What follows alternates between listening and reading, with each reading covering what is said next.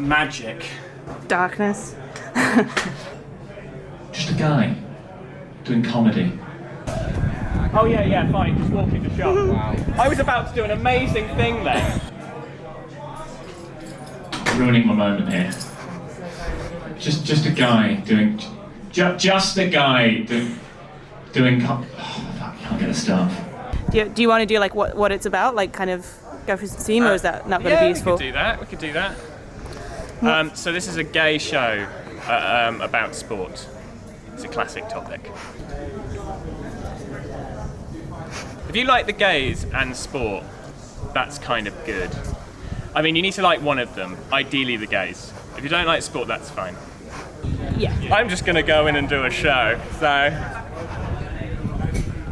Just act natural.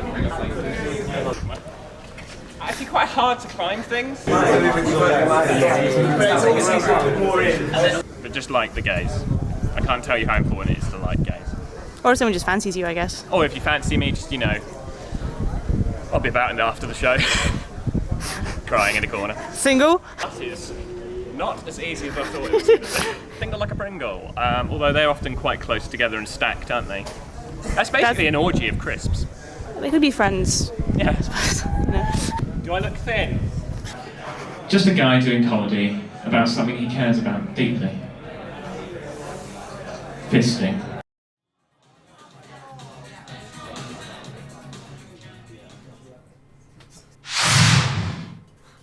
So, Joseph, thank you for talking to us. It's been a long pre-season, but how do you feel about the show today? Well, I'm feeling good. Can't wait to get out there and perform at the highest level. Now, it's important to get off to a good start, so what are going to be the key ingredients for success today? Well, there's been a lot of hours in training, and I can't wait to get out there and perform at the highest level. You're a man who loves the fans, so how important will their role be today? Oh, the fans are always important. They've always helped me perform at the highest level, and it's good to see so many of them here today. So as long as they're up for it, I can't wait to get out there and perform at the highest level. And an hour is a long time in comedy, so what is your main tactic to win the crowd over? One word, energy. Ladies and gentlemen, please welcome to the stage, Joseph Parsons!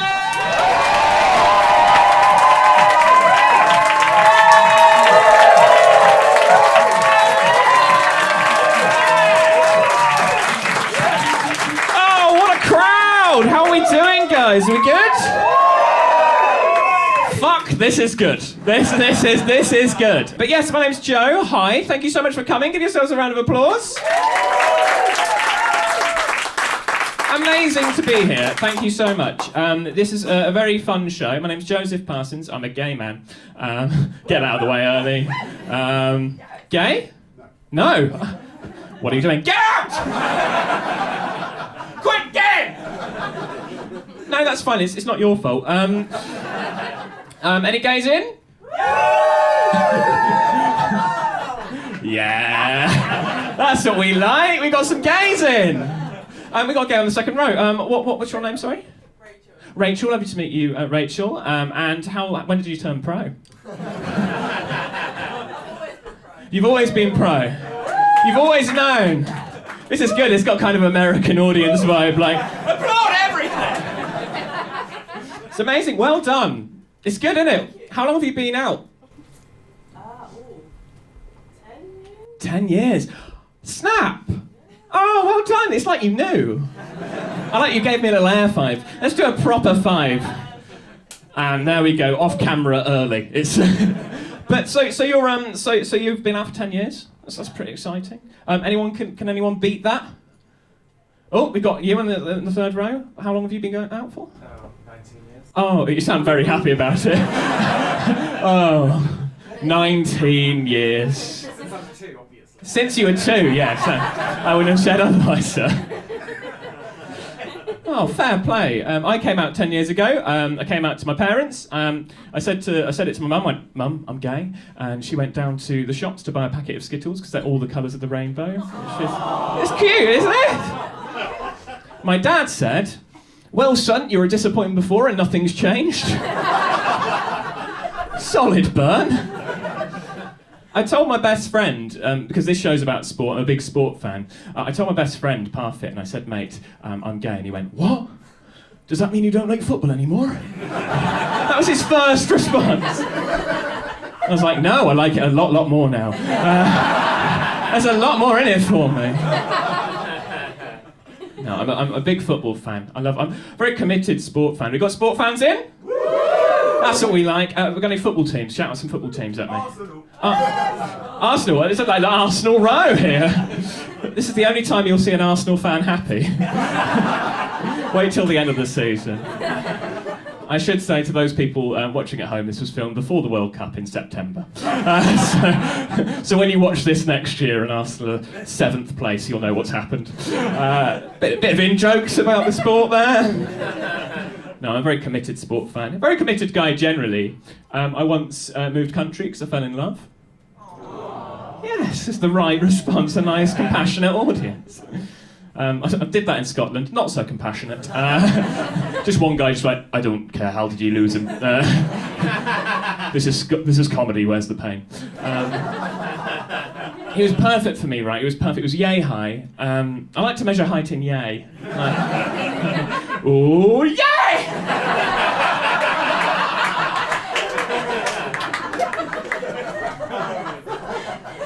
He had one minor flaw. He was straight. Which I thought I could change. So I moved country. You know, like normal. I moved to the Netherlands. We've all been there, haven't we? Oh, I moved to the Netherlands. I learned Dutch! Fucking Dutch! You heard Dutch? It's not the language of love, it's not France, it's not Paris. You could be a sexy language. Dutch, you know what happy is in Dutch? Gelukkig. It's not sexy, is it?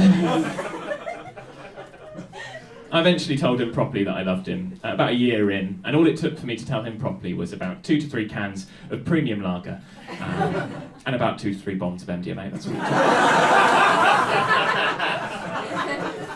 I like that joke, because you can really see who's taking it. Some of which I'm guessing are on it now, I'm going to be honest. So, best! No, I looked at him dead in the eyes, quite dilated at this point, and I said, mate, I love you. And then we kissed. Yes! Yes! Yes! And then he said, ugh, no, definitely not. I learned Dutch! It was like I was a trial period, like it was try before you buy sexual. That, I'm afraid, is the cleverest joke in the show. It's good to peak early though, isn't it? But yes, I'm a big sport fan. I'm very committed as a sport fan. To give you an example of this, I don't know if you guys found this in February, guys. In February, did you guys wake up daily at 4 a.m. to watch the curling? I got into the curling. Oh my god, if you don't know curling, it's just cleaning and screaming. It's amazing.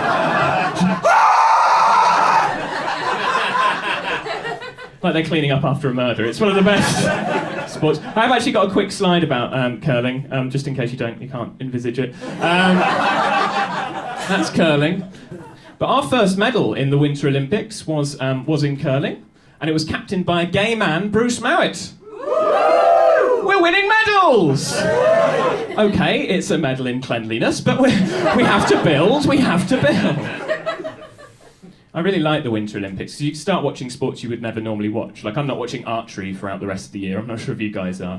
Like, one of my favourite things about the Summer Olympics is the modern pentathlon. Because if you haven't seen it, it's batshit. It's one of the craziest things you'll ever watch. I'll give you a rundown of the sports involved with modern pentathlon. You've got running, fine. Shooting, bit weird. Swimming, fine. Show jumping on a little horse. And then fencing. In the modern pentathlon, you've got a sword fight. My favourite thing is the show jumping, though, and the reason is because they don't know what horse they're going to get. They get, like, entered into, like, a horse raffle. They get, like, assigned to a random horse that they haven't got to build up a relationship with. And sometimes the horses are, like, really angry, like, really shit horses. They're always, like, called, like, Trojan or Explosion. There is nothing I find funnier than a guy sort of saddling up on a horse and then the horse turning up to the guy and just going, "Not today, motherfucker." As the horse then continues to try and fling this poor jockey off. This jockey's trying to guide this horse around what can only be described as like a horse tough mudder. It's like an immersive game of Buckaroo. It's the best sport. I love it so much. My favourite sport's football, though. Oh, I love football. Don't we love football? Woo! I just love it. I went to watch my team the other day, Bristol City.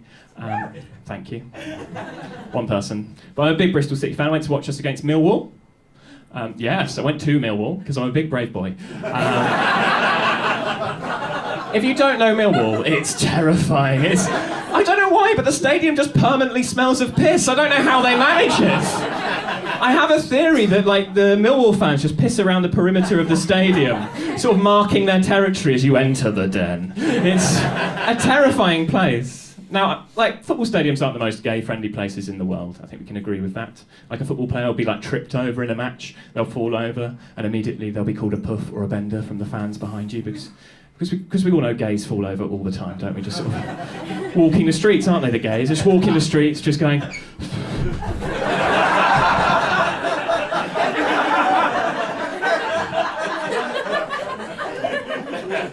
What's up, Joe?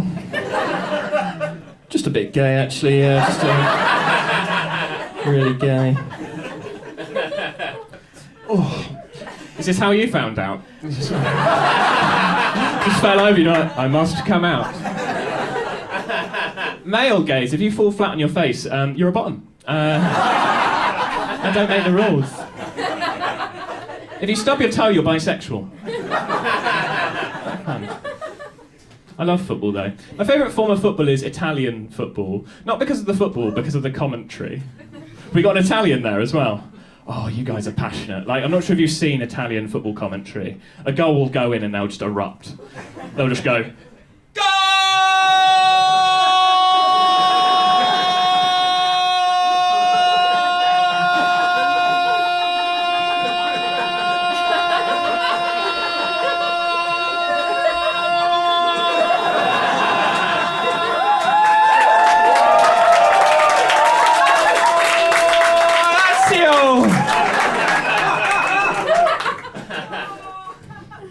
Now, I'm not saying English commentary isn't as passionate.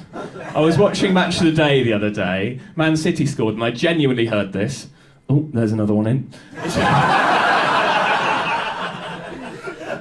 not got the same vibe, has it? My favourite form of commentary, though, is tennis commentary on the radio.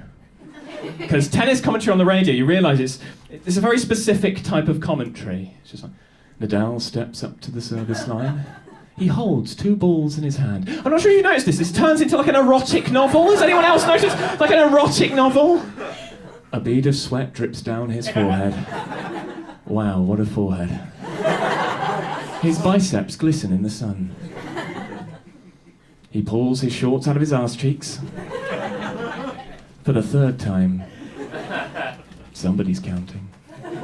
And he goes up for a serve, and it's a forehand, backhand, forehand, backhand, forehand, backhand, forehand, backhand, forehand, forehand, forehand, forehand, forehand, backhand. I'm going to be honest, a few shots have happened now, a few more shots. Oh, you'd be loving this if you were watching it. Forehand, backhand, forehand. Oh, I've got an erection. That's just me in the car, actually, just listening to it. So hot. But yeah, I love all sport. I went to the Euros. Not the good one, the men's one. Sorry. That is the sound of women whooping, and I love it. Women and gays just like, yes! It was amazing, though, the women's Euros, wasn't it? Oh. I went to the men's one. I had the full England fan experience. It was really exciting, by which I mean I was offered cocaine in the toilets by an angry bald man. That's the England fan experience, isn't it? He's a proper blokey bloke. He came up to me. Sort of guy that has so much testosterone running through him that it's blown his hair out. Do you know what I mean? Walks around a bit like a crab. Sort of, the kind of guy that sits on public transport and takes up 4 seats just with his legs. Just like, look at him, look at him. I call them Phil and Grant.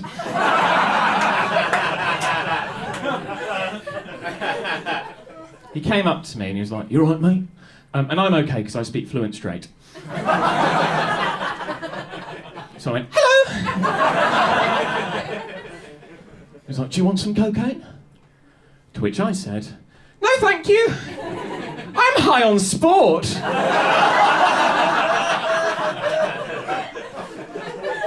Oh, gosh! I don't think England fans need cocaine.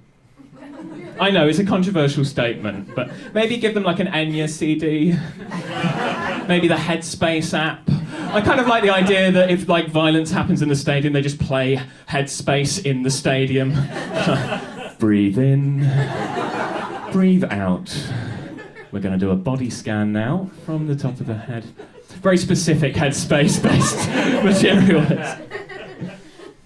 Giving an England fan cocaine is like giving a crocodile extra teeth in a moped, isn't it? It's just speeding up the process of violence. That's all you're doing.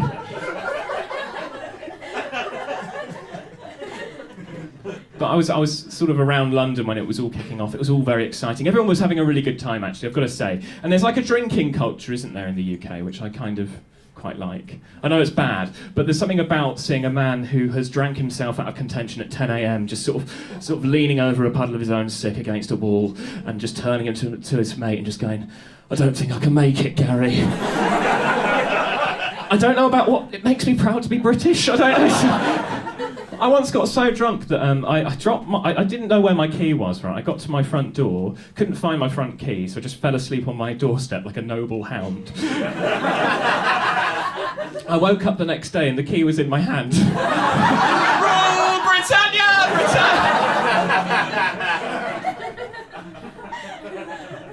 There was a lot of chanting around. There's lots of chanting, really joyous scenes. People were chanting on the tube. And I normally hate it when football fans are on the tube. I think we've all been there when we're on a quiet commute home and we see football fans come on and you just go, oh, fuck off. Like, I was on a megabus from London to Bristol. And we've got fans of the megabus in? Because, not many in Angel, shock horror. just some people go, I don't know what that is. Is that like a long Uber? I simply I don't know, it sounds poor. Is it poor? I think it's poor. Yeah. I think it's poor. If you don't know, it's just a Wetherspoons on wheels. It's very cheap, but you might get pissed on by a stranger. It's the joyous travel. I got onto the bus, I sat on the bus, and this was, as I said, it was going from London to Bristol, and this is the megabus, so it went via fucking Hull. Because if the megabus is anything, it's a tour of the worst places of Britain and just spits you out at the end. If you get there alive, you've won megabus. I sat down, I was ready for my 6-hour journey, and then one guy got on, and he went, Oi, oi! The party's arrived! I wanted the party to immediately leave. I don't know if you... 5 of them, and they were all the kind of kids that were very good at PE in school. Do you know, they were the kind of grown-ups that were like good at PE in school, would ruin your life and then become an estate agent. Do we know the kind of guys? All wearing the same cologne as they sort of in their same sort of pink shirt uniform, just going, Bristol can't handle us, Bristol can't handle us, Bristol can't handle us, Bristol can't handle us, Bristol can't handle us, Bristol can't. This went on for 6 hours, this chanting. 6 hours. At one point they did stop briefly to play drum and bass on a mobile phone. Drum and bass on a mobile phone, there's no bass! It's just drums!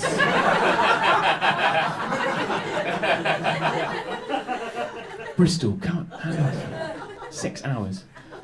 Then the megabus did a really unusual thing. It stopped in Swindon, which it wasn't supposed to do. But the lads thought they were in Bristol. Rose from their seats chanting, Bristol can't handle us, Bristol can't handle us, as they paraded down the corridor of justice. Everyone on that bus knew what was going on. We're all looking at each other like this.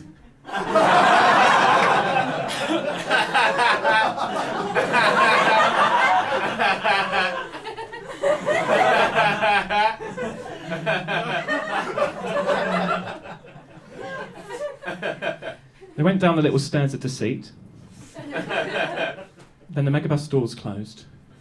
Then the megabus reversed quicker than I have ever seen a megabus. Like genuine wheel spin, tyre screech. Ah! People hitting their heads on the chairs in front of them as we flew forward. The megabus went down the M5 briefly, and then over the tannoy, the bus driver just went, "Well, I don't think Swindon's going to be able to handle them."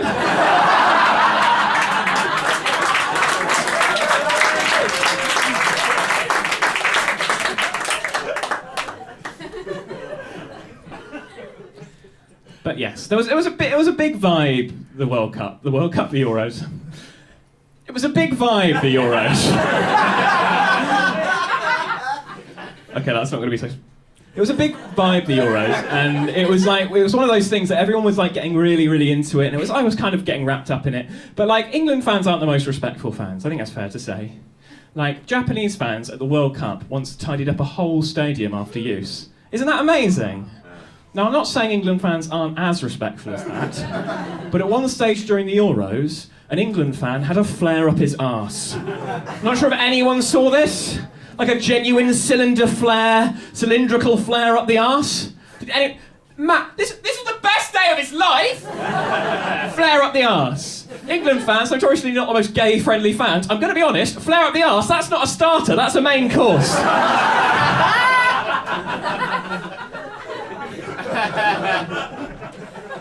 Can you imagine that conversation between him and his mate, though? She's like, "You alright, Jerry?" "Yeah." "Got a flare." "Oh, are you going to let that off in the stadium?" "No." "Central London." "Really? That seems a bit weird. Could have put it up my arse." "That seems a bit gay, Jerry." "No. It's not gay if it's on fire." That's the rule! It's not gay if it's on fire! That's why you can get fucked by a ginger and it's not gay. I like international events. I love the World Cup in particular. One thing I love about the World Cup more than anything is World Cup songs. I love a World Cup song, but they're all quite homoerotic. I'm not sure if you've noticed this. Some of you are giving me a little bit of a nod of approval. Fair enough. I'm going to prove this to you. I'm going to read out some World Cup lyrics. I'm going to see if you can spot when these become a little bit erotic. And I'm going to need some accompaniment to make the scene a bit sexier. So just bring this guy in. Very sexy guy. Fair to say he's quite sexy, right? Beat the man. Take him on. You never give up. It's one-on-one. You've got to hold and give, but do it at the right time. You can be slow or fast, but you must get to the line. They'll always hit you and hurt you. Kinky. Defend and attack. There's only one way to beat them. Get around the back. Pretty gay! So catch me if you can, because I'm the England man. Thank you.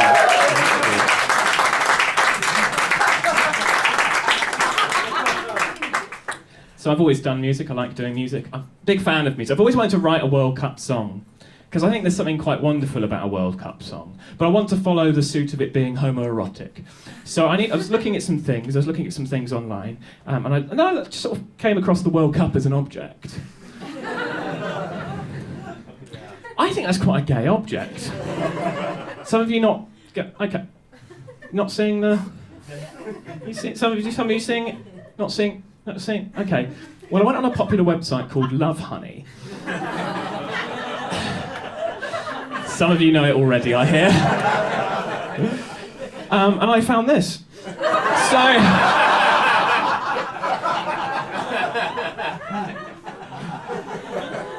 It's a big fist. Big rubber fist. Fisting metaphor. It's highbrow stuff, isn't it, this? Either way, I think I found my sort of inspiration for my World Cup song that I'll eventually write. I grew up in Weston-super-Mare, writing music when I was younger. I love Weston-super-Mare. Do you guys know it? Weston-super-Mare, it's like a small seaside town. It's the only place I've ever seen anyone try to beat up a train. It's a wonderful thing. A train came into the station, and a guy sort of ran up to the train, sort of weirdly excited, sort of went up to the train. It sort of stopped there. The guy then swung round the train into its sort of like train face, sort of trying to hit the train sort of face, just fucking hitting the hate out. Like he'd had a horrible experience with Thomas the Tank, just sort of punching the shit out of this train. And then he got on the train. Like an act of forgiveness. It was like I'd watched live therapy. It was quite a beautiful moment. But no, if you don't know Weston, it's where homophobia was invented. Very proud of it. My friend came out in Weston, and we all went back to sort of celebrate. His brother, John, he's not religious, his name's John, it's not brother John.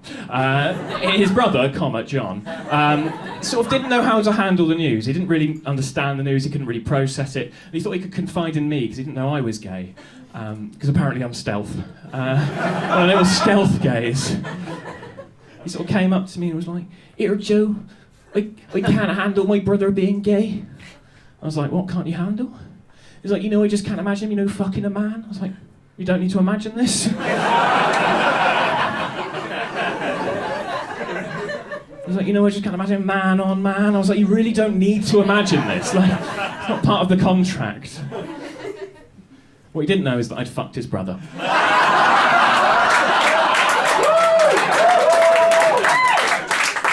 So I told him in great detail. He clearly wanted to know. It's very important. But I wanted to be a sporty kid when I was young. I wanted to be really sporty. I wanted to be athletic. I wasn't the most aerodynamically shaped guy. See if you can sort of see this for yourselves.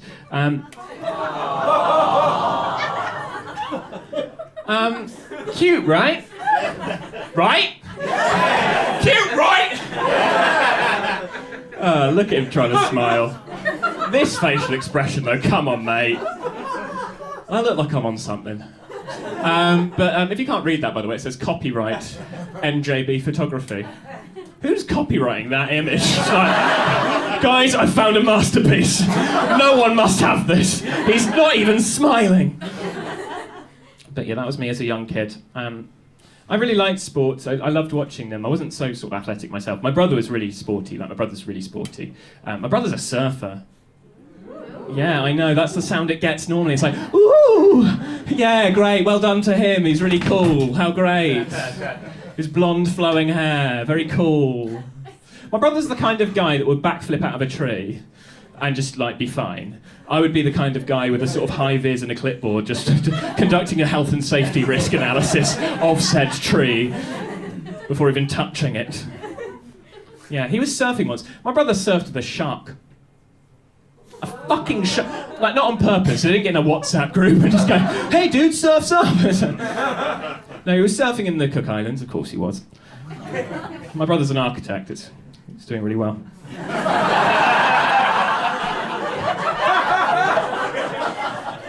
And I'm here, so... No, wife and a kid, loving life. Dating apps are hard though, aren't they? But no, he's fine, he's good.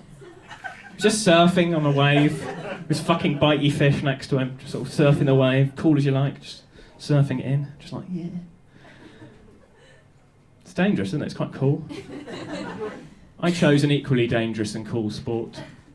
I chose badminton. No, fuck off, it was dangerous. No. My doubles partner got a cop to the eye. I had to apologise afterwards. It's only polite. I liked badminton, it was good. The good thing about badminton was that there was this guy that I sort of had a friendship with, but there was a quite kind of weird energy. I was about 12, 13, there was a weird energy between us and we sort of couldn't work it out. And we were like, "Who is this? Why are you so mysterious?" I don't know why I talked like that when I was younger. It's like an old wizard, like, "You are so mysterious." Sort of wore a little wizard outfit. Don't riff when you're filming. Just don't do it. Why am I doing that now? So there's me, little wizardy Joe, talking to this hunk. Wasn't really, but I didn't have much frame of reference at the time. And he was like, we sort of had this weird ambience, and then we took our friendship onto MSN. Oh, yes. Some people love nostalgia in the room. If you're too young to know what MSN was, it's basically WhatsApp but worse from the past. It was wonderful. Did anyone used to have song lyrics as their sort of MSN name? Oh, can anyone remember one? I'm intrigued. Has anyone got one that they can share? Avril Lavigne. Avril Lavigne. Well, what lyric did you have? Skater Boy. Skater Boy. Did you have SK8 B0I? You hero. I bet the guys loved you, and all girls. This is a very equal vibe. But yes, I was on MSN with a sexy guy, right? I was on MSN, sexy guy, chatting. Then our chats got a little bit more floral. A little bit more painting the scene-y. We were sexting on MSN. That was what we were doing. We were sexting before it became cool. This was before we had emojis as well. Like, you could just throw in an aubergine. You had to really commit to the sext. There's a layer of... I should just say, this was on the family computer, the shared family computer. So I had to sneak downstairs when the parents went up to bed, and I'd sneak downstairs to have my little wanky time with myself. Little wanky time. This bit was not easy in front of my parents. I'm looking forward for them to watch this. So I just had a little wanky time. Just me and my friend having a little wanky time. Then we discovered webcams. Yeah. But this was like back in the day when webcams have just come out. They were essentially 5 pixels worth of image. It was more like a game of catchphrase. Sort of. Guess which pixel's the penis, do you know what I mean? So, it's kind of a fun game. You're just there wanking, just going, is this gay? That is a very generous mime. Right, just wanking. Is this gay? Nah. Should we repress this for the next 6 or 7 years and then never talk again? Yeah. I think any queers in the room will remember that moment. Pop that on the back burner, deal with that later when I'm in my 20s. It's my first foray into nudity. I'm not very good at nudity. I'm not a very body confident guy. I'm not very body confident. You got any body confident people in? You? Yeah, body confident? Do you post topless online? Sometimes, yeah. What's your handle? Share the wealth! No, we were having a good time. But I'm not very body confident. I don't like being sort of topless. Like I've been in like changing rooms now because I play a bit of football on Sundays, and there's like a vibe where you go into a changing room and it's quite awkward. I find it very awkward having a conversation about an ISA with a random friend, and they're just slowly undressing in front of you. I find that kind of sorry, this isn't how you undress. Just pinch an incredibly small part of your t-shirt, desperately try not to show anybody whilst doing this movement.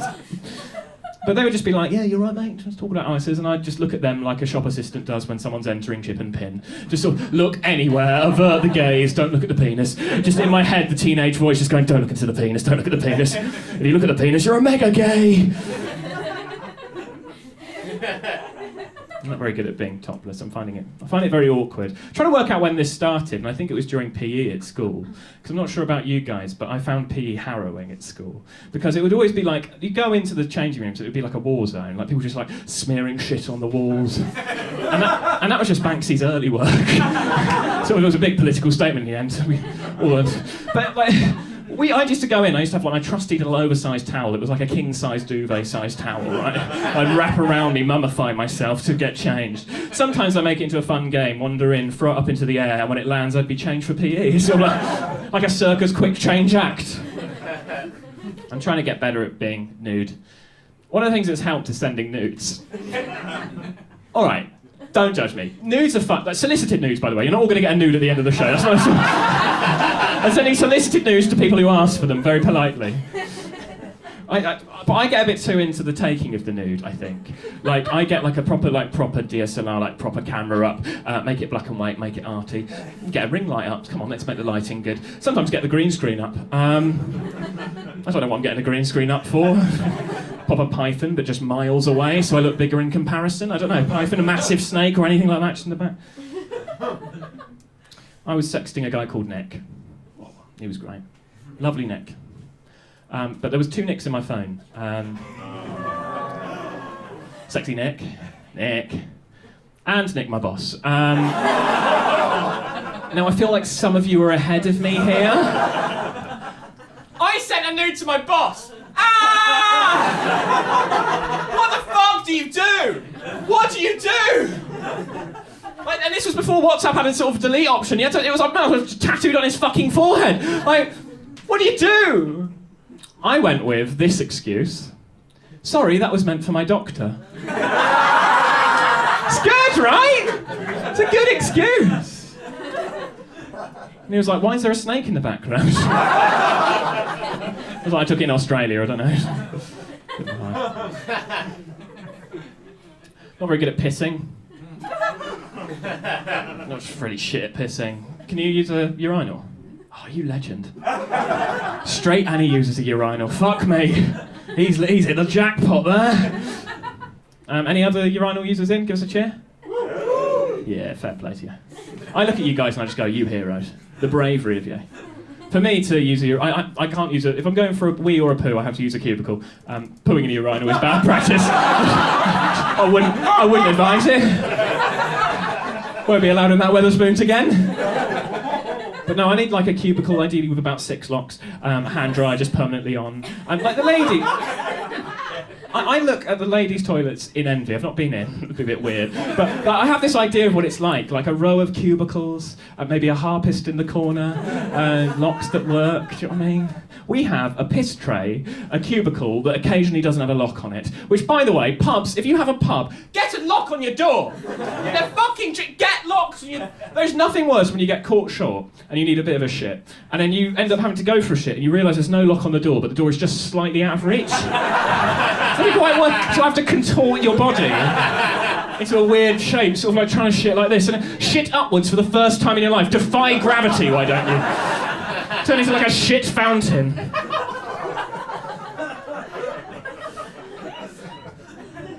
I just take my own locks now. To be fair, it's a weirder sound coming from the cubicle down. It's just me drilling. Not very good at pissing. Not very good at that. I was on a stag do once, and everyone sort of synced with their piss. Like they all wanted to piss at the same time. And there's something baffling I find about straight culture, and it is a culture. Like the bus stopped, we were on a big bus sort of journey, and the bus stopped in this massive field, and then all the straight guys got off, and this is what I don't understand. They all stood in a line, just pissing into the wind, not a care in the world. Like they can't piss without you, I can't piss without you, Gary. So sort of a weird line of sort of meerkats just pissing into the wind. I was just like, what is... I've never felt more like a football manager on the coach, just like, It's a massive field, scatter! 4-3-3, there's space down the wing!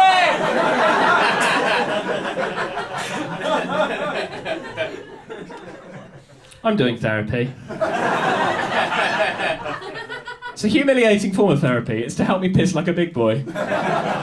Is there a more humiliating way of spending over £100 a month to help me use urinals like a big boy? There are times now, because I do CBT, so you have to do the thing you're scared of over and over again until you aren't scared of it. That's sort of the system. So there are times when I wander up to a urinal now, and in my head I'm just like, come on, Joe, time to piss like a big boy. And I make it to a fun game. I just jump up like that, have a bit of fun.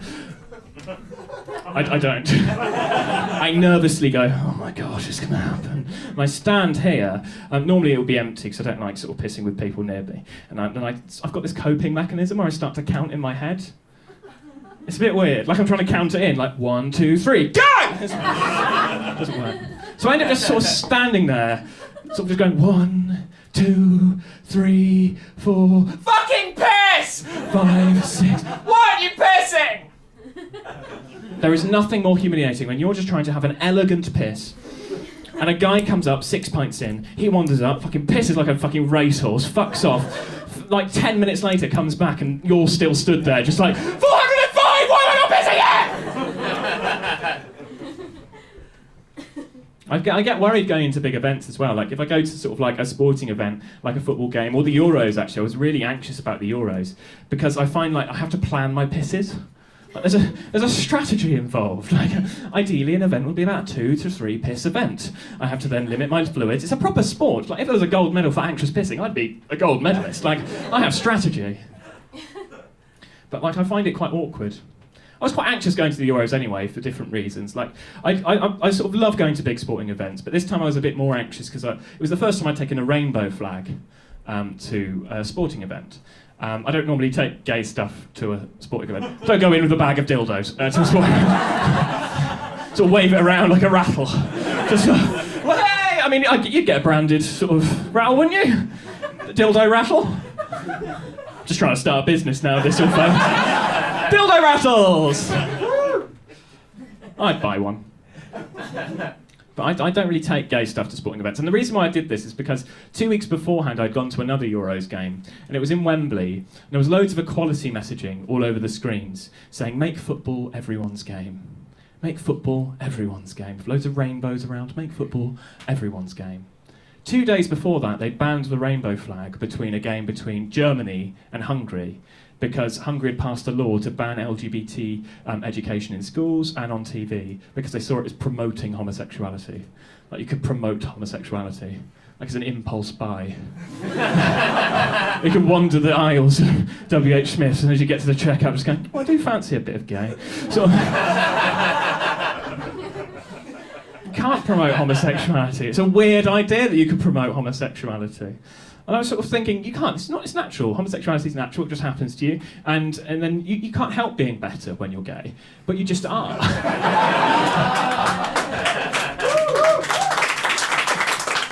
It's just a natural thing, and I get people are jealous. But it's just natural, it sort of happens to you. But then I started to think about my sort of childhood, and I started thinking about my teenage years, and I thought, maybe I was watching wrestling for different reasons. Maybe I wasn't watching wrestling and going, oh, the artistry. I was sort of, I don't know what it was about naked men rolling around that I found so enticing, but I was glued to the wrestling. Then I remembered a French rugby calendar that came out called Jeu de Stade. There was a murmur of recognition. It was, by way of a cheer, can I hear who knows Jeu de Stade as an idea? Yeah. So it's a naked French rugby calendar that the French Association had put together to sort of provide people with a different vibe of what rugby is. Because rugby was seen as an old man's game there, and they wanted to show just how athletic you have to be a rugby player. So they put together this nude calendar. I've got a wonderful little slide here. It's my favourite slide of the show.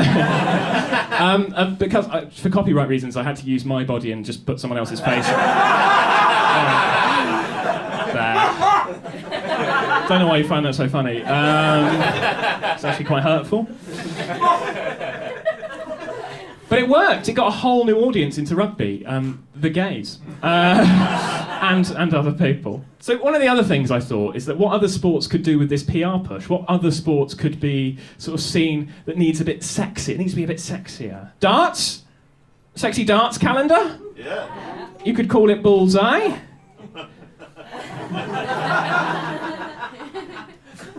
180? It's a stretch, fair play. Around the cock? I think you could improve the vibe of darts, don't you? I'll create it, I'll do the pictures. I'll be fully clothed. But it's a much more achievable body type, fair play to the darts players. But yes, it's a hard time being a gay fan at the moment. The World Cup is being held in Qatar. Qatar. Lovely liberal Qatar, where it's illegal to be gay. Can't wait to go to Qatar, guys. A Qatari official was quoted saying, we'll welcome the gays for the World Cup, we'll welcome the gays, as long as they don't practice homosexuality. Like, you could practice homosexuality. To be honest, I've done a lot of practice. And I'm fucking good at it now. I'm going to be honest, Premier League level of cocksucking. I'm going to say that. I kind of respect Qatar for that, though. They don't want the amateurs in. If we're going to have the gays, let's get the pros in. Let's get the professionals, the ones who've done plenty of practice. But it's a tricky time to be sort of a gay sports fan. Often you'll see sort of things online. You'll see lots of things online. When Pride Month is a great example of this. You'll see your favourite football team will put a Pride post up, and you'll just see a load of comments saying, keep politics out of football. Keep politics out of sport. Always by the same sort of people who don't have profile pictures or have the British flag as their profile picture. I think we sort of know the vibe. Keep politics out of sport. You can't. Everything is political. Marmite is political. The knee is political. The poppy is political. Eurovision's political. Everything is political. And by the way, guys, I'm bored of being described as a political movement. I'm just a guy.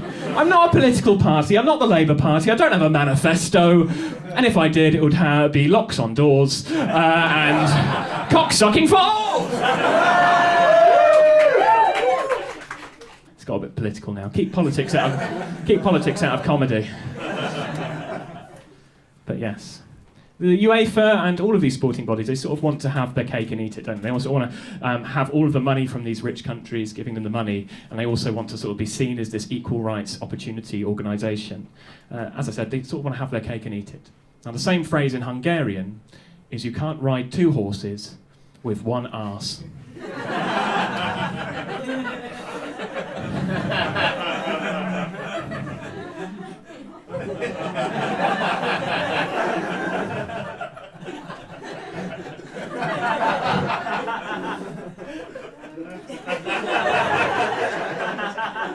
That's gay! That's fucking gay! Don't be showing that at school. It's only gay. The only way that's not gay is if the horses are on fire.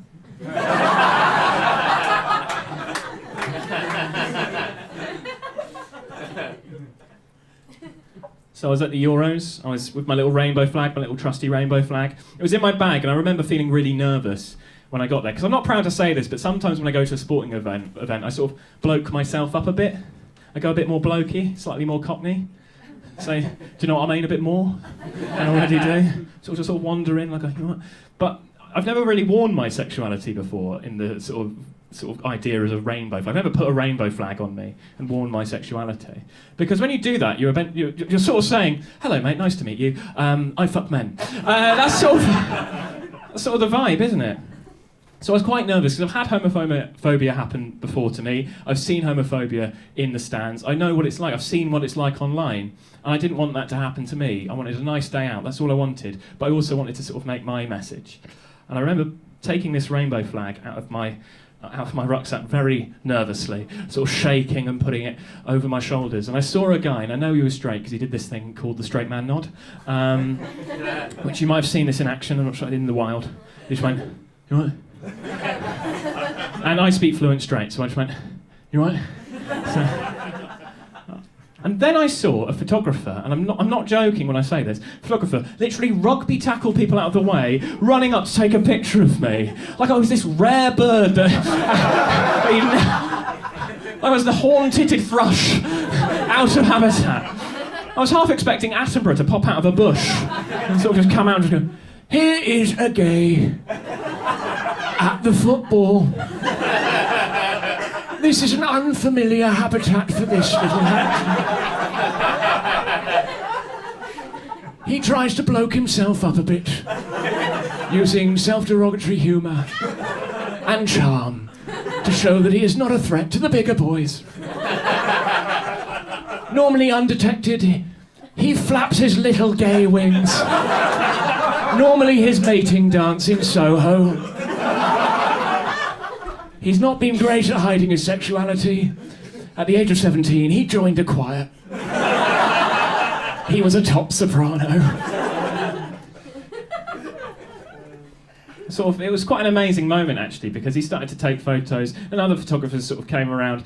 And I'm gonna be honest, I got into it a bit. It was like just voguing my way out towards the stadium, just like, what me? Oh, sorry.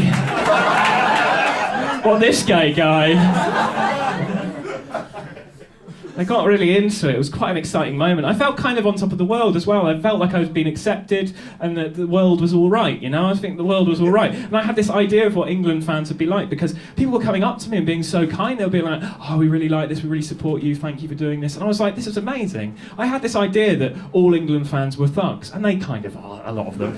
But they aren't all. Some of you just want to be nice. They just want you to have a nice time. Some of them just want to be nice. And I felt kind of like I'd misjudged these people. I wandered up towards the stadium and then I realised something. I need a wee. This wasn't one of my scheduled wees. It wasn't in the spreadsheet.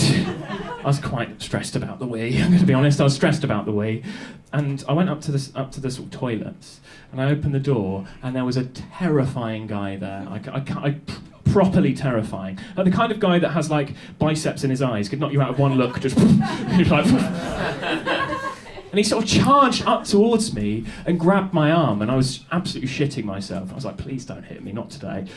And he started waving my arm like this. I've never more looked like a fucking rare bird at this point, sort of waving my arm like this. I was like, what the fuck's he doing? And he just said, I like this. And I thought, I've misjudged this guy. See you on Grindr later.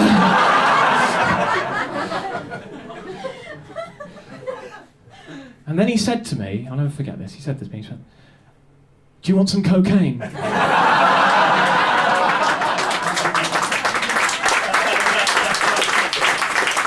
the guy said, no thank you, I'm high on sport! So I got to the toilets, and then all of the cubicles were taken up by people doing cocaine, and fair play. Fair play. I knew I had to use a urinal. This was my moment. And I'm on top of the world. This day has been great so far. Fuck it, I'm going to piss like a big boy. I'm going to just do it. I'm just going to do it, actually. I'm actually going to just do it. I'm going to do it now. In a second, I'm going to do it now. And I wandered up to the urinal, sheepishly, I'm going to be honest. And I started to count in my head. 1, 2, 3, I'm going to be honest, quite a few numbers went by. 68, 69. Thank you. Didn't let me down. And then I started to piss. Go!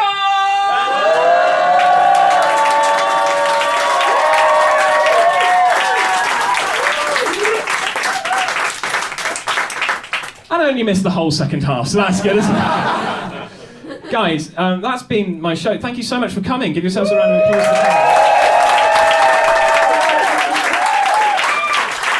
It means a huge amount to come and do this at the Bill Murray. It's one of my favourite venues in London, stroke the world. It's just one of my favourite places, and it's great to do this at Angel Comedy. They've always been so good to me as a comic, so give them a round of applause.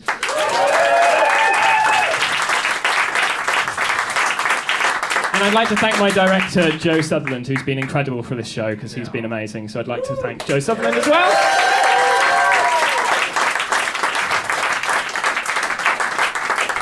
But I can't leave you on that. I just can't, and I shan't, and I won't. I just can't.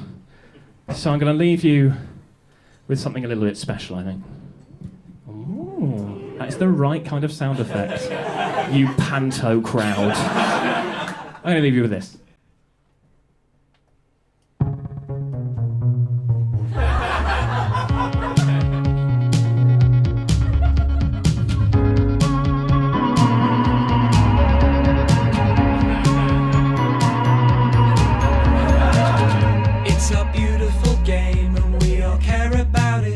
It's the World Cup, time to bring it home.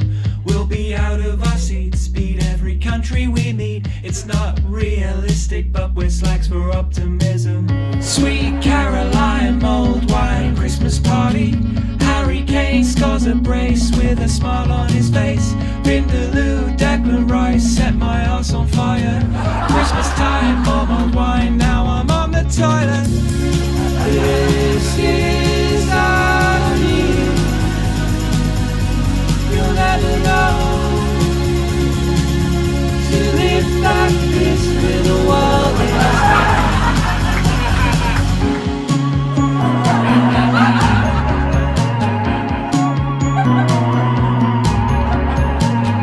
We're the noisiest fans, our songs are almost in tune. The passion's there as we belt out our national anthem.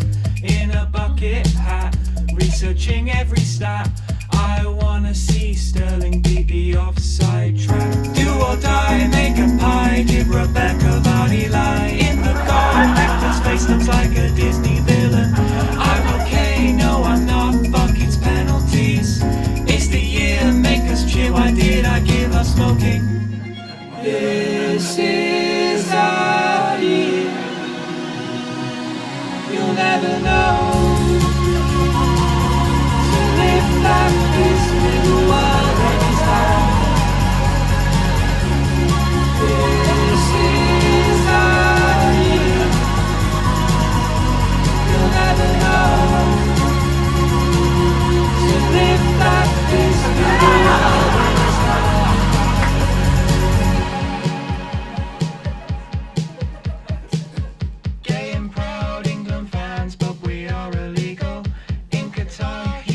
lights, they say they'll shine a light.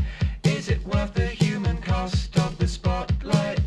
Is it really worth the money that will fill their pockets? Stick a flare up your eyes and cameraman, film a fan if they are in tears. Bonus points if it's a child with a crying parent. Now let us join and raise the wanker sign to VAR.